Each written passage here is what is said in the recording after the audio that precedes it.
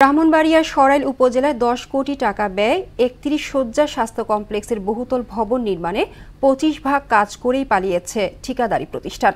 নতুন ভবন নির্মাণের আশায় ভাঙা হয়েছে পুরনো ভবন। ফলে গর্ভবতী মহিলাদের কক্ষে ফ্লোরে ও কাঠের তৈরি বেঞ্চেই চিকিৎসা নিচ্ছেন রোগীরা।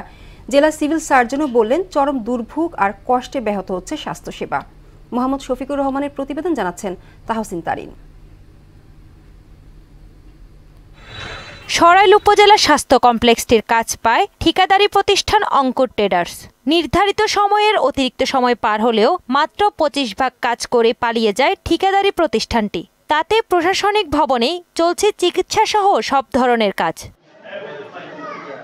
বর্তমানে গর্ভবতী মহিলাদের কক্ষে ফ্লোরে ও কাঠের তৈরি বেঞ্চই দিনরাত পার করছেন ভর্তি হওয়া রোগীরা। এলাকাবাসীর অভিযোগ, হাসপাতালে রোগীদের ভবন না থাকায় চিকিৎসা সেবা ঠিকভাবে পাচ্ছেন না তারা। দুইটা ভবনের কাজ একটা ভবনে চলতেছে চিকিৎসা, রোগীদের খুব গ্যাঞ্জাম হচ্ছে।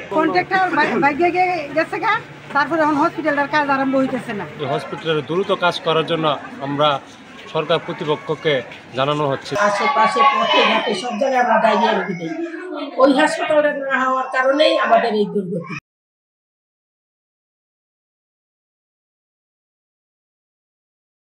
প্রশাসনিক ভবনে সাময়িক সময়ের জন্য সব শাখা স্থানান্তরিত করায় সবকিছু এলোমেলো হয়ে যাচ্ছে।